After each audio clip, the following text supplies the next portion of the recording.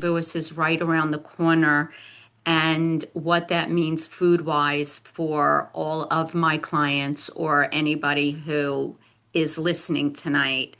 And this year it happens to be from Thursday evening to Saturday evening, so it sometimes it's overwhelming, and we're going to walk through what I mean by that. And for people who are currently on the journey of eating disorder recovery, or some of my clients are pretty much in recovery, I still believe that food will always have a place that says to them, okay, what's going to happen here? How am I going to react to this meal? How am I going to react to the holiday? A little pre-anticipatory anxiety there. So I wanted to walk through some topics together. And some of the topics that I said we were going to talk about were fear foods, eating socially, sitting at the table with a sense of fullness, anger or shame that sometimes shows up after a meal, and what to do if you feel you have fallen off track. And the last one we're going to speak about is what I call holding the line about eating disorder behaviors. Unfortunately, we could probably talk about each one of these things for about the full time of the program. So I'm just going to make them each brief. This way, we're not going to sit and spend the whole time on one subject, because I know we definitely can do that.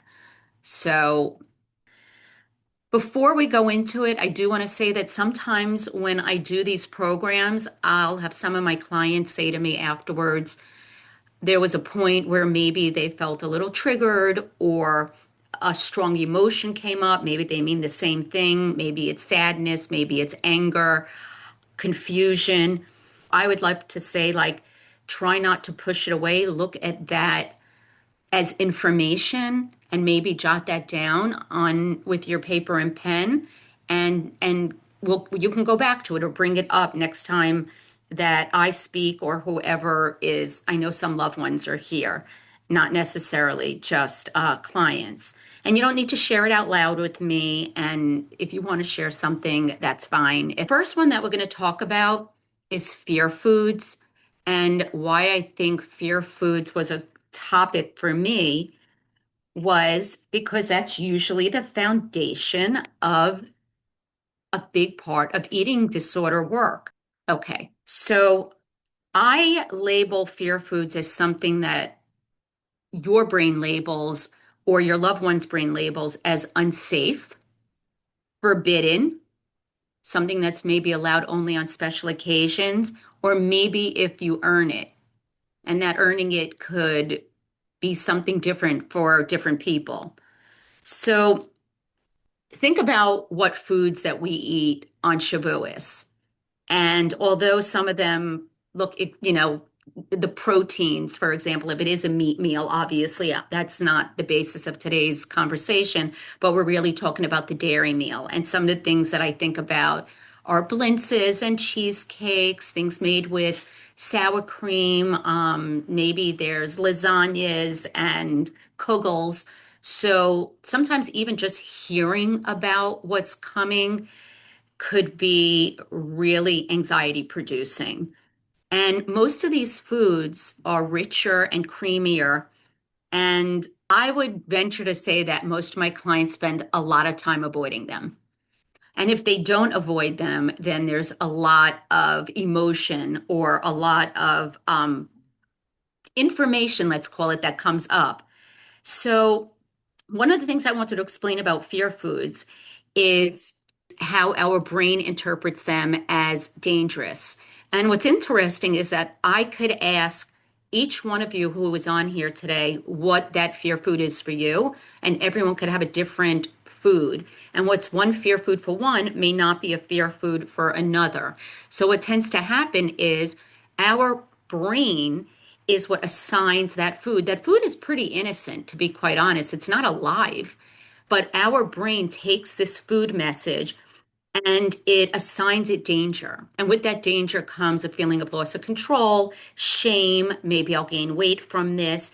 And this fight sits in our head the whole time. And that's why it's easier to avoid it.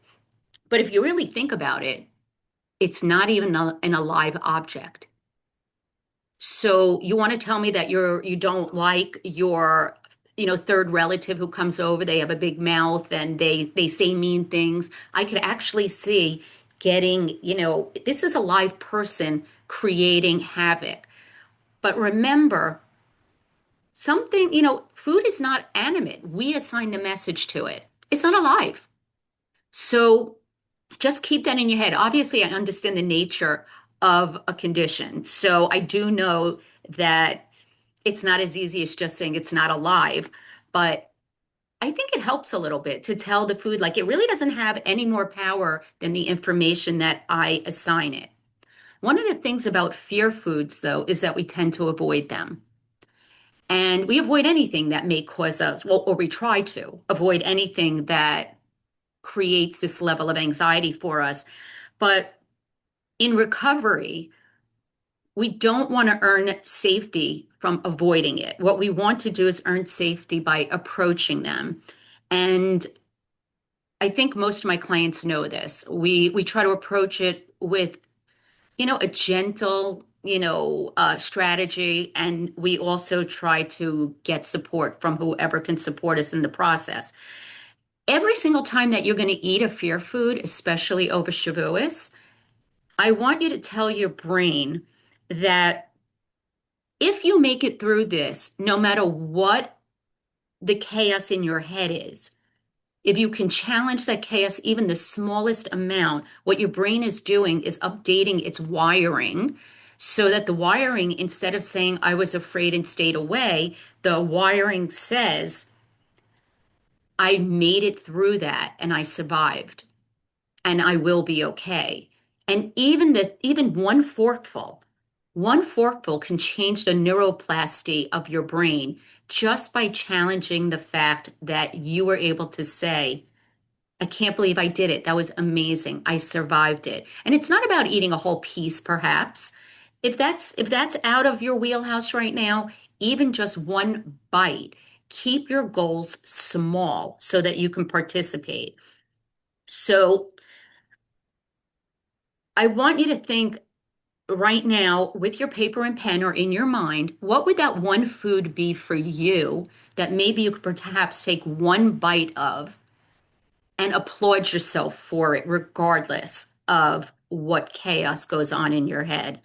Does anybody have any foods that if they do, just write it down and see if you can challenge that? What does like the eating disorder voice say to you in that moment when you're about to eat that? You could just take a second and think about it. If anyone wants to share, they can. We're not here to problem solve about it. It's really just information. Recommendation would be to have a plan before. Most of the people I see on this call have been through these type of meals before, and perhaps with some predictability and structure, which is really, I have to say, two of the mainstays of most of my clients in recovery will say structure and predictability was a really effective strategy to helping them stay somewhat sane, right? So if you were to say, I know that the table is going to seem, abundant with all these different foods, if it looks so big for you, then I could see someone saying two things. Because remember, with eating disorder issues, we're very black and white, all or nothing. So it's either like I'm going to avoid it totally, or once I eat one thing, I know my brain's going to say, well, then just the heck with it and eat everything, right? Like, what if that happens to me?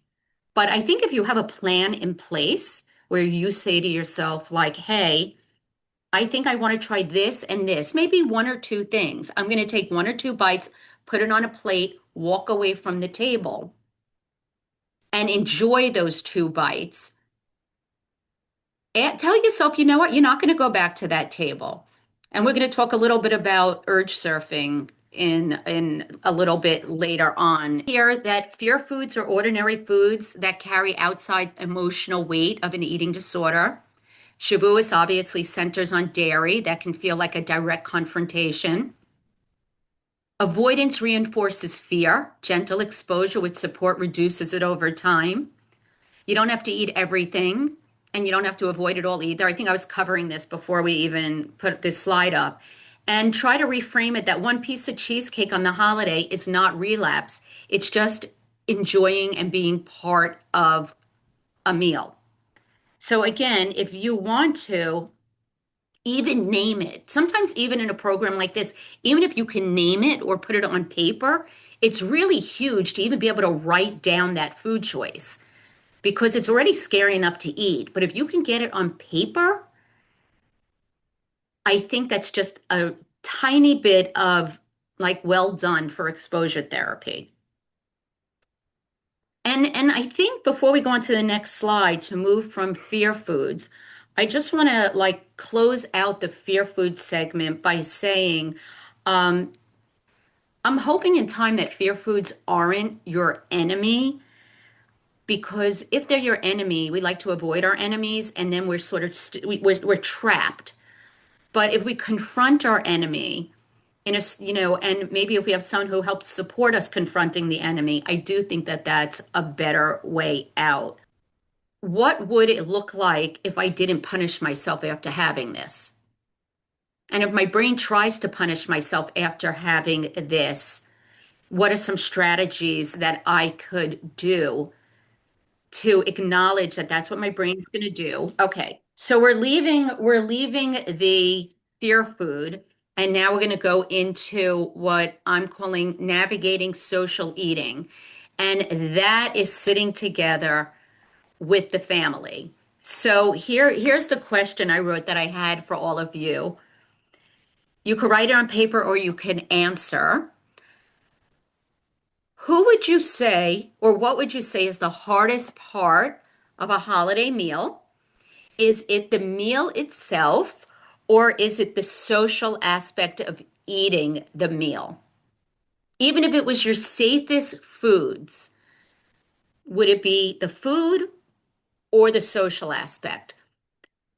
Because for me, the meal seems like it should be hard. Like if food is part of disordered eating, then it's like, oh my God, the food will freak me out. But like, I don't know, through my practice, I feel like sometimes I know my clients like to eat in private because the socialization part is the hardest part, like that anticipatory anxiety of who's going to say something, right? Like who may be thinking something, I don't know, about you at the meal, maybe.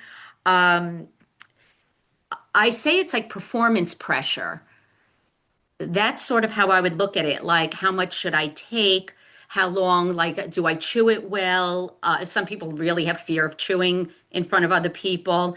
What if I leave food on my plate? Is anyone going to say anything to me? Someone had more food than me. Do I need to eat less than them? Are people staring at my plate? There turns to be a little bit of comparison and competition in eating issues. And perhaps people even commenting, we can never help that relative who's either giving you like weird eyes or someone who just doesn't know how to keep their mouth shut. So, and sometimes you could just feel the heat, the pressure on you. So I'm just curious if the hardest part of a holiday meal is the food or that social piece. Does anyone have any like comment on that? Okay. So here's what I think. You can't control what anyone else is going to say at the table. And I think that's like, yeah, number three on my little bullet points here. You can only control the narrative in your head. So I wanted to go over with you some comments that I think if people make comments, what could we answer back? You have to do what is meant for you during recovery. That is it. That's what you're going to go into the holiday meal thinking. This holiday meal is that I stay on track with my recovery. I know the players coming to my holiday meal. I know my Aunt Esty, I know my cousin Sophie, I know my Aunt Mimi. Like, honestly, we have to sort of know our audience and prepare a script in our head of what we're going to say to some of these people. So, you please do me a favor and just, I tell some people sometimes pretend you're like a writer and you're writing an article for tomorrow's newspaper.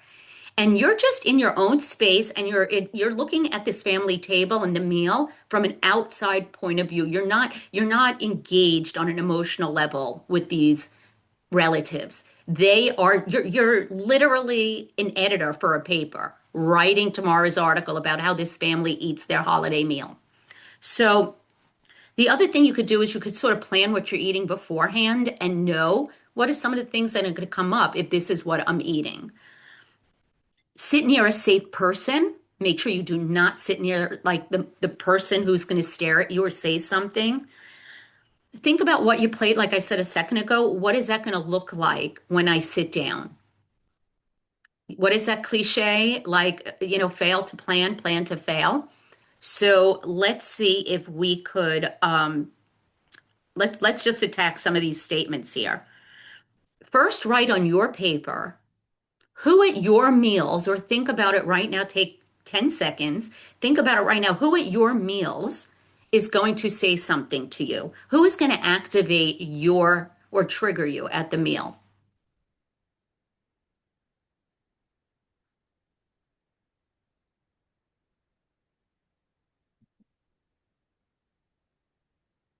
Remind yourself with this person, I can't change them. I can only change how I think about this topic. Remember, the same way food is only food, these are only words.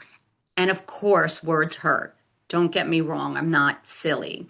But let's try to at least tell our brain these are just words from my crazy Aunt Esty. She does it every year. And this year I promised I am not going to go down that rabbit hole of her nonsense.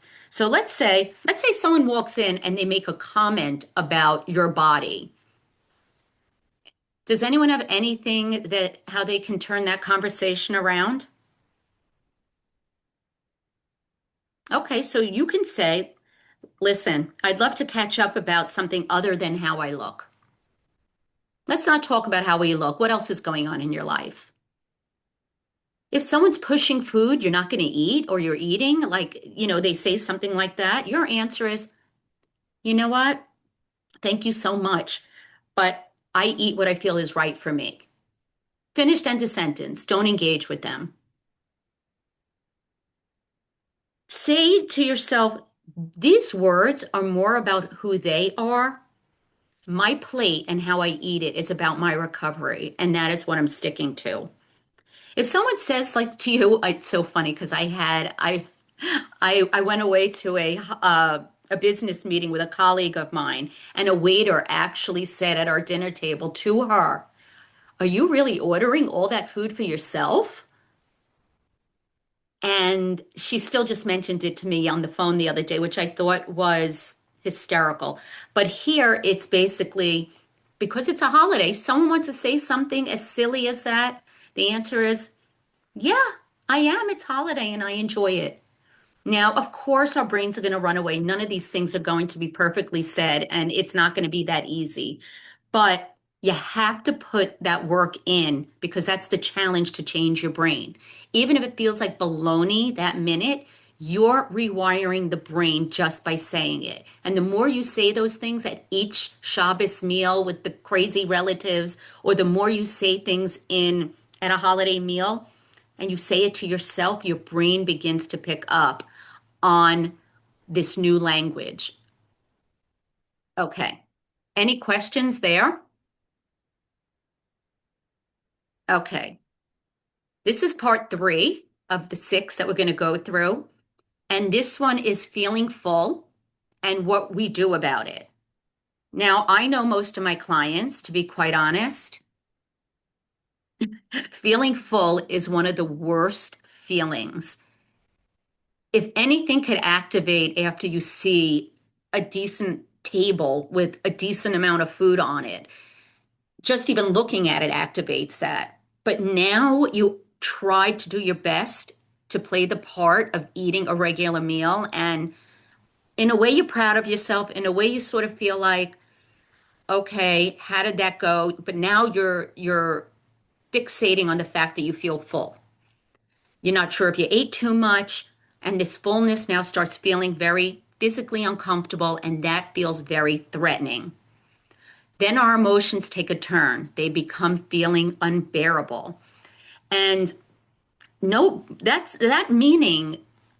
What did I just say to myself? I said I was going to say something before. Oh, yeah, I was going to say something cute, like you're full, but it's really full of other meaning than feeling full equals, oh my God, this is dangerous. It's really filled with other meaning. And your eating issue is going to start criticizing you a lot. And I think everybody knows this, but I think this is a great place to do a challenge. So, one of the things that I wanted to talk to you about was being full is not a moral failure. Being full is a normal sensation that the stomach feels once food is in it. I mean, I'm almost glad you get to feel full because to tell you the truth, if we didn't feel full, something is wrong, right? And if our stomachs were really, really so large and we were filling this really, really large container, then we'd really have a lot of problems. It's nice that we have a small container that could feel full on a decent amount of food. So this feeling full, it's just a physical sensation. However, in our situation, it's going to trigger danger. But your stomach is doing what your stomach is meant to do. So I know in sessions, if anyone's here who I work with, we talk a lot about interoceptive awareness. And what interoceptive awareness is making an accurate assessment of the way your body feels by reading its signals accurately, I guess. Yeah. I mean, so when you can read your signals accurately, your interoceptive awareness is working. However, while we're going on the journey of having a better relationship with food, most of my clients have a very miscalibrated signal system of fullness and hunger. But being full after a normal amount of food, that's just healing. That is healing. There's Iris, I nothing. think you muted yourself. I muted myself. Can you hear me now? Yes. Oh, okay. So I said feeling full is not a moral failure. It's just a physical signal. So, what I want you to try to practice during this holiday is when your brain feels full, I mean, when you feel full, instead of your brain saying this is a disaster, I want you to say something like, yeah, okay, I'm full. And full is just a feeling. It's just a normal feeling. It's not about my self worth. And I'm supposed to feel full after this meal. If I am nourishing myself correctly, I should have a signal that I'm full. I could also sit with this and let it pass. And once again, on that homework, I don't know if anyone printed out the homework sheets. I sent you 2 sheets in an email yesterday, I think. But there is an exercise there called urge surfing. And urge surfing we'll go over afterwards. But it's just making sure that you can sit with a feeling without acting on it.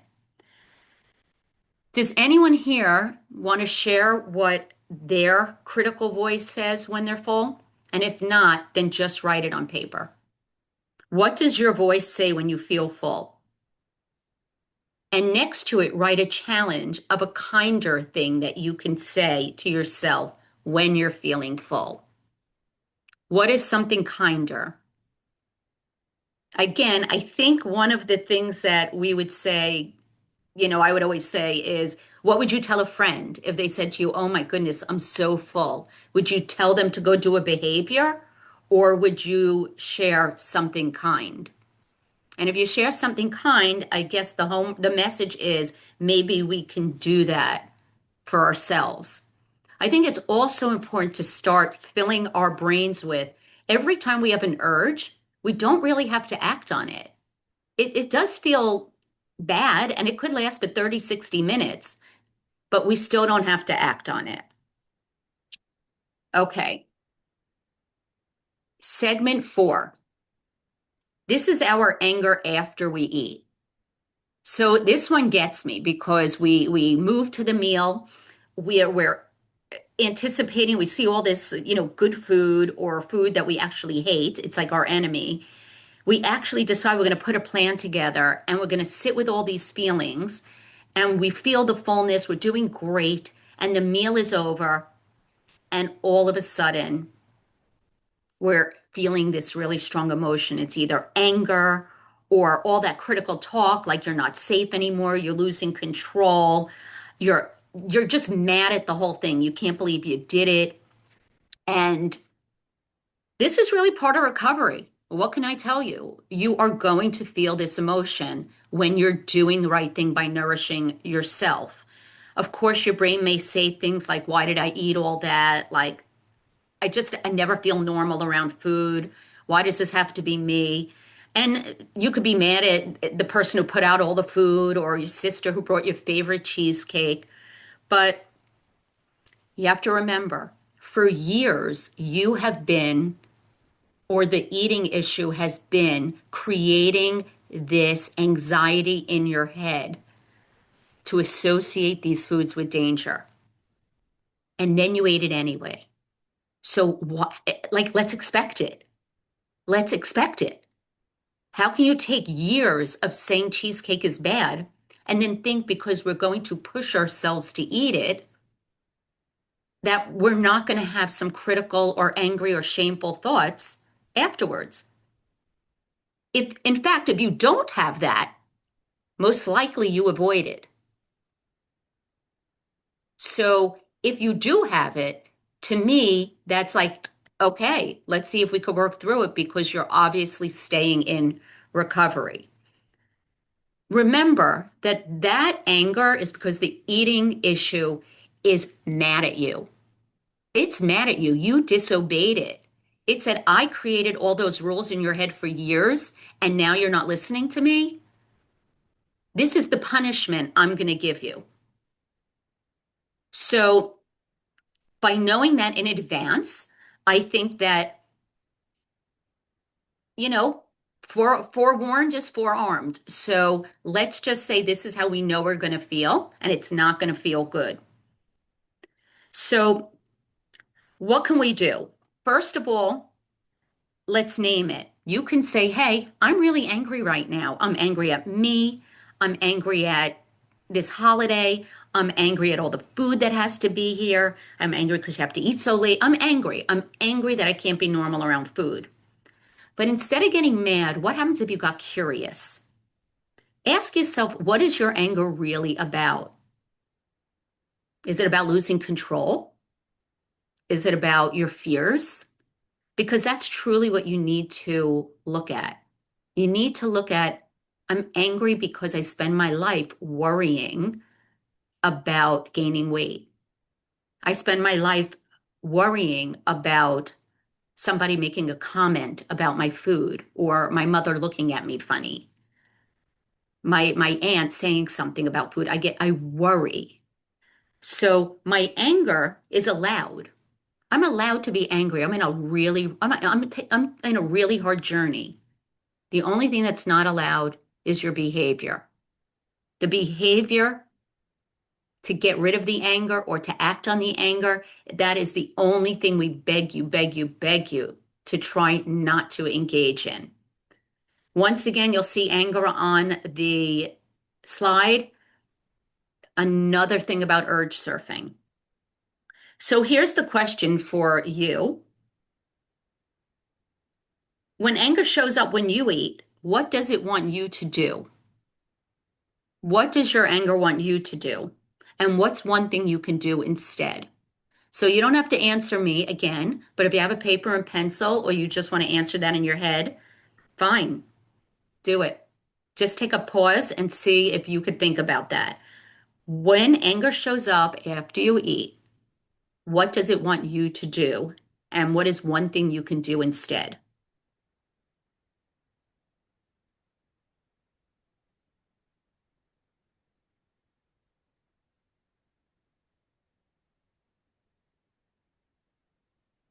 So I don't think we have to go over some of the behaviors that I know that we would use, but just to throw out there some things that I hope are on your paper or in your head would be directing yourself to maybe writing out what that anger is about, journaling, obviously not on a holiday because we can't, but maybe having a little dialogue in your head. Maybe on the holiday, you could just go for a little walk, unless, of course, obviously it's late at night and I don't, you know, I don't want you to do that. Or unless you're with somebody, you can go for a little walk. Maybe you could have a support person there. Some people have really close relatives. If you don't, I mean, a lot of times we want this to be private, but if you do have somebody, a relative who knows about parts of it and you want to have a conversation with them, that's great. Go into a room and do some breath work. If you're home or you're going home or you're by yourself, scream into a pillow. I don't care, bang the pillow. There's different options that may take. I teach people progressive muscle relaxation. Um, so if you can try any of these, take two ice cubes in your hand, put ice behind your ears, anything that could change the temperature of your body, take a warm shower if you can. Remember, I'm really talking about from Thursday to Sunday. So I think an important thing here also is to remember that anger doesn't last long. It just doesn't. If you can tolerate 30, 60 minutes of whatever that feeling is, most likely it will peak and then go down. And remind yourself you don't have to act on it. Okay, one of the last ones. What happens after all this? Segment one, two, three, four, five. We're trying to do amazing, but we wind up falling off track a little bit. It just happens. I mean, that's part of recovery. I mean, we're not perfect people. So, what if we fall off track? What if we do restrict? What do we do avoid? What if we do binge? What happens if we do any of these things? If we have a behavior, like what do we do now? So, we want to be prepared for that moment as well. And you'll see here on the slide, yeah, a hard meal, a skip food, something you restricted. None of these things will erase your recovery journey. None of these things. I don't know how many times I could say that. This all or nothing narrative that a lot of my clients engage in is that after one slip, we go into this spiral. Then I might as well I'll start tomorrow.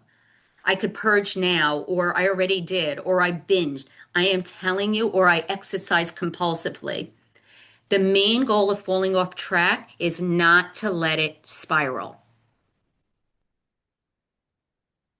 Eating disorder personality types definitely have that all or nothing. If there's one personality trait that I would love to just clip, would be that all and nothing, that I already messed up, therefore I'll just keep going with whatever that mess up is.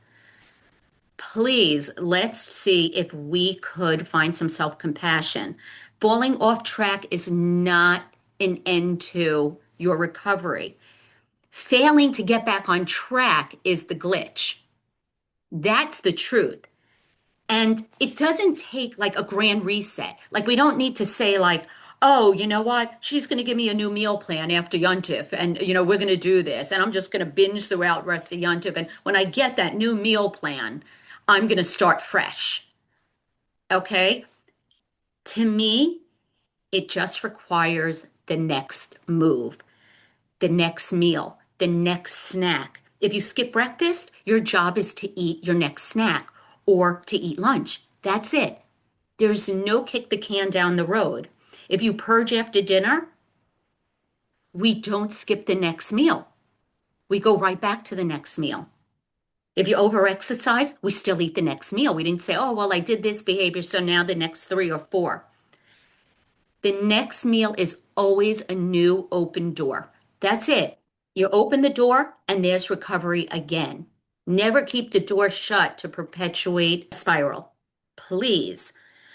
So, what makes us perpetuate the spiral? Shame.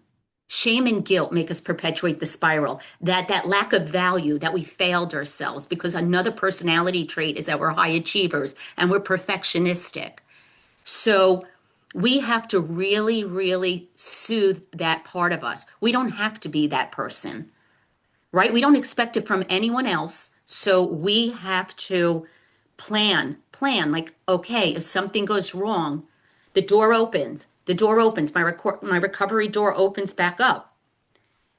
It doesn't close. We don't close that door. The best thing you could tell yourself is that in my journey, I will have to expect slip ups. I will, but I'm still allowed to take care of myself in the next moment. Don't add more fuel to your fire. So here we go. If you have any type of slip up on Shavuos, what is your plan? Take a few seconds and think about it. What is your plan if you have a little bit of a hiccup? What would you do next? Okay.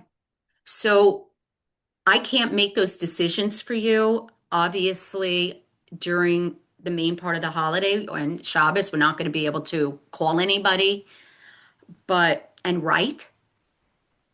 But again, I lean on mental awareness and having a dialogue with yourself or having a support person that is in your proximity because shame thrives in secrecy.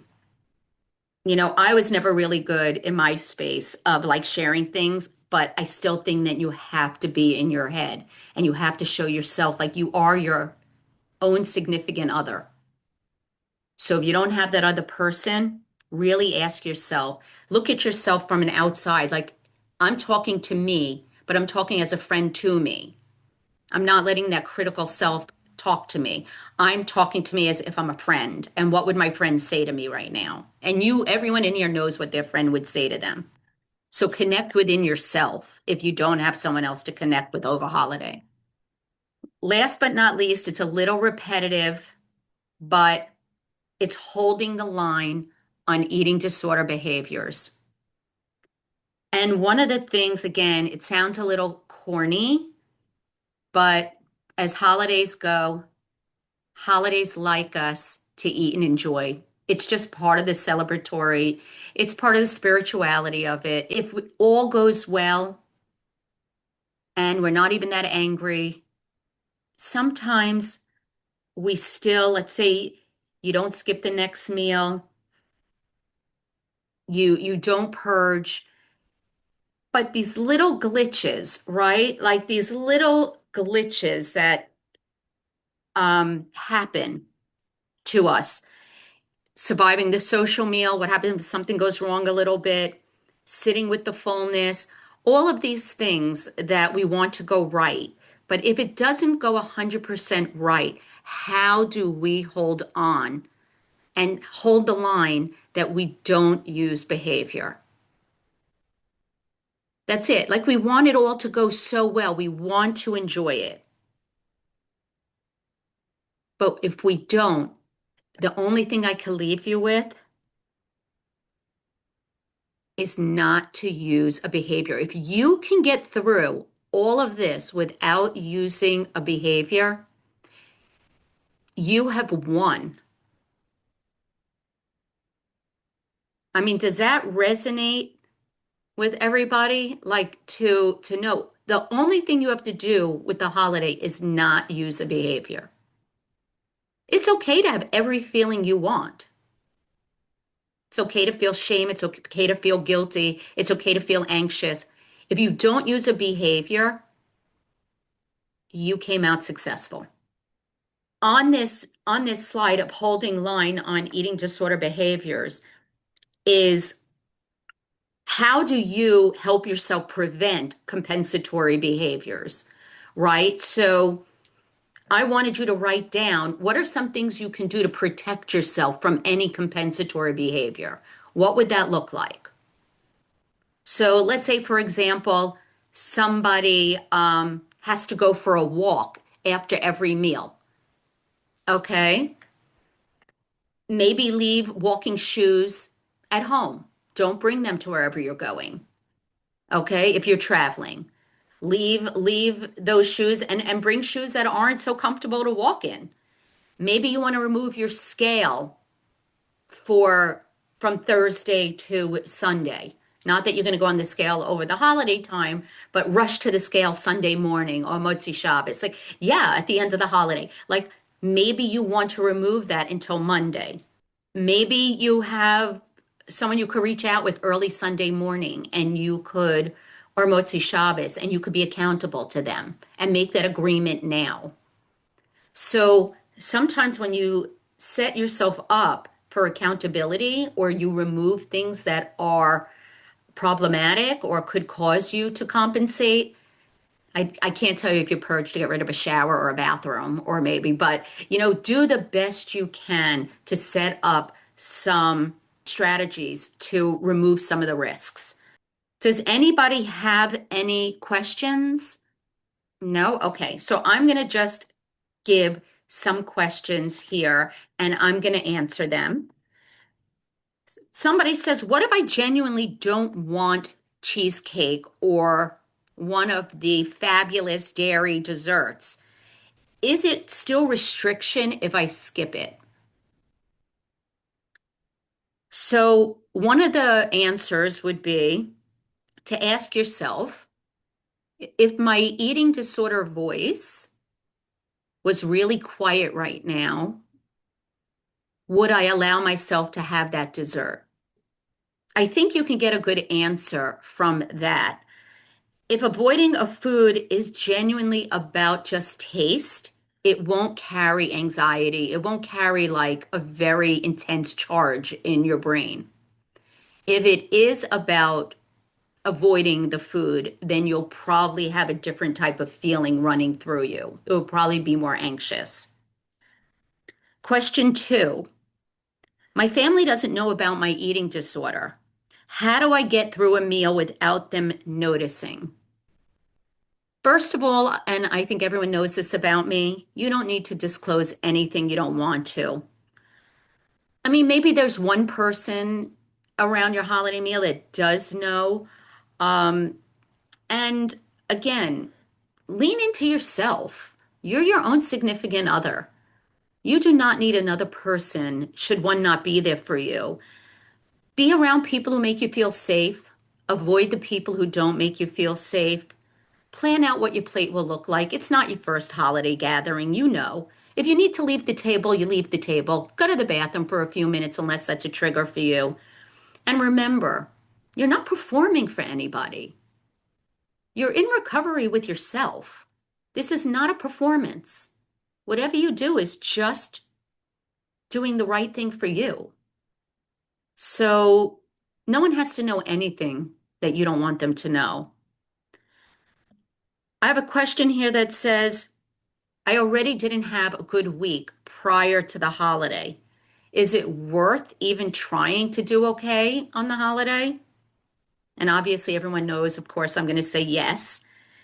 And there's not a point in recovery ever where a new try isn't worth it.